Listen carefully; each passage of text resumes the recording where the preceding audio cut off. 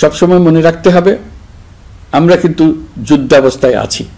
গুজব হলো এই জুলাই অভ্যুত্থানের বিরুদ্ধে পরাজিত শক্তির মস্ত বড় হাতিয়ার।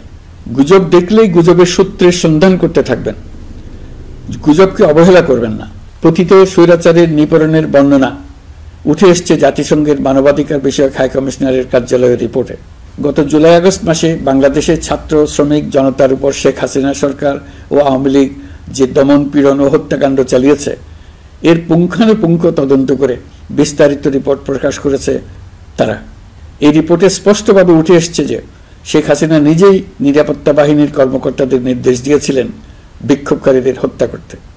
বিগত সরকার, আওয়ামী লীগ ও আওয়ামী লীগের সহযোগী গোষ্ঠী ও সংগঠন একত্রিত হয়ে পরিকল্পিতভাবেই গুরুতর মানবাধিকার লঙ্ঘনে জড়িত ছিল। মানবাধিকার বিষয়ক হাইকমিশনারের রিপোর্টে বলা হয়েছে বিক্ষোভ চলাকালে প্রায় 1400 জন নিহত হয়েছেন, যার মধ্যে প্রায় 13% শিশু। বিক্ষোভের সম্মুখ সারিতে থাকার কারণে আমাদের জুলাই কন্যারা নিরাপত্তা বাহিনী ও আওয়ামী লীগের সমর্থকদের দ্বারা আক্রান্ত হয়েছে, এমনকি যৌন নির্যাতনের শিকার হয়েছে। জাতিসংঘের রিপোর্ট পড়ে সবার গায়ের লোম দাঁড়িয়ে গেছে। কি ভয়াবহতা! কিভাবে একজন প্রধানমন্ত্রী নিজ দেশে নিরস্ত্র মানুষকে হত্যার পর লাশ লুকিয়ে ফেলার নির্দেশ দিতে পারে? ক্ষমতা আঁকড়ে রাখার জন্য তিনি পৃথিবীর সকল নিষ্ঠুরতা ছাড়িয়ে গেছেন। এটাই জাতিসংঘের প্রতিবেদনে উঠে এসছে। মানবাধিকার বিষয়ক হাইকমিশনার কার্যালয়ের এই রিপোর্টকে আমরা স্বাগত জানাচ্ছি। প্রতিবেদনে যে সুপারিশ করা হয়েছে অন্তর্বর্তী সরকার সেই সুপারিশগুলো গুরুত্বের সঙ্গে বিবেচনা করছে।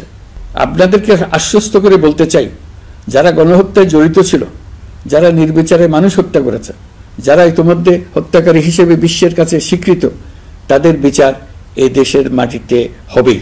প্রিয় দেশবাসী, আপনারা জানেন অন্তর্বর্তী সরকার দায়িত্ব নেবার পর থেকেই গণমাধ্যম ও সোশ্যাল মিডিয়ায় গুজবের যেন এক মহোৎসব চলছে।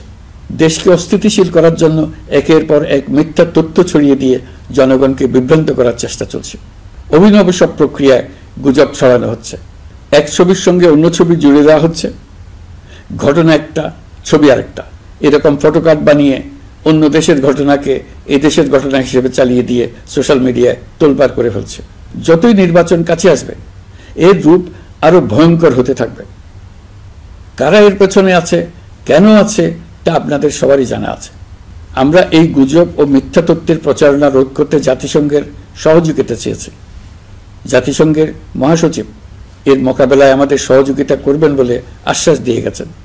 দেশবাসীকে আমি স্মরণ করিয়ে দিতে চাই যে জুলাই অভ্যুত্থানের প্রথম পর্ব সফলভাবে সমাপ্ত হয়েছে।